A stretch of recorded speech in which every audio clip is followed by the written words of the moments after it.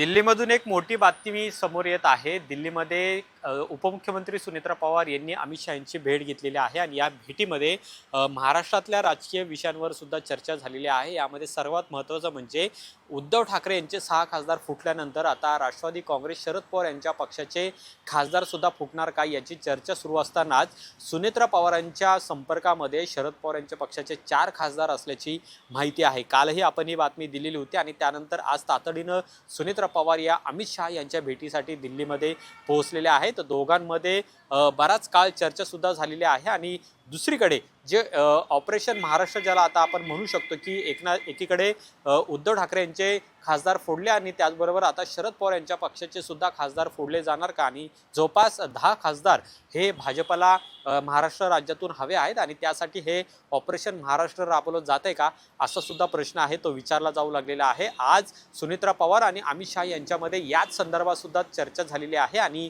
ते 4 खासदार शरद पवार यांच्या पक्षाचे नेमके कोण आहेत हे सुद्धा येणाऱ्या काळामध्ये स्पष्ट होईल. पण कुठेतरी एनडीएची ताकद मजबूत करण्यासाठी आणि जवळपास 340चं जे बहुमत एनडीएला हवं आहे ते आणण्यासाठी खरं तर ही सगळी घडामोड आहे ती राजकीय पक्षांमध्ये सुरू असलेली पाहायला मिळते. म्हणजे याआधी आपण आप असेल, तृणमूल असेल, आता उद्धव ठाकरेंची शिवसेना आणि आता राष्ट्रवादी काँग्रेस शरद पवारांचा पक्ष हा टार्गेटवर आहे का असा सुद्धा प्रश्न आहे तो उपस्थित झालेला आहे. पण सुनेत्रा पवार यांनी काही वेळापूर्वी ही भेट घेतलेली आहे ज्या भेटीमध्ये 4 खासदार त्यांच्या संपर्कात असल्याची माहिती त्यांनी अमित शहांना दिलेली आहे आणि ते 4 खासदार नेमके आता कधी प्रवेश करतील किंवा या सगळ्या घडामोडी कशा पद्धतीने घडतील हे पाहणं महत्त्वाचं असेल.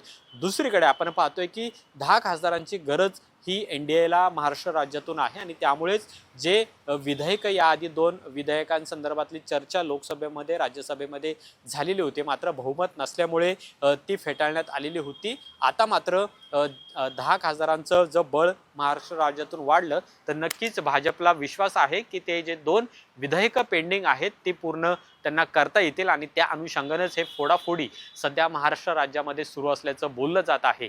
मात्र आता एकीकडे ठाकरेंचे 6 खासदार फुटल्यानंतर राष्ट्रवादी काँग्रेस शरद पवार यांचे 4 खासदार सुद्धा फुटणार का हे येणाऱ्या काळामध्ये स्पष्ट होईल. पण हे 4 खासदार सुनेत्रा पवार यांच्या संपर्कात आहे अशी सुद्धा माहिती सध्या समोर आलेली आहे. कॅमेरामन रोहित वनकट्टेसह अमोल धर्माधिकारी, LS मराठी, दिल्ली.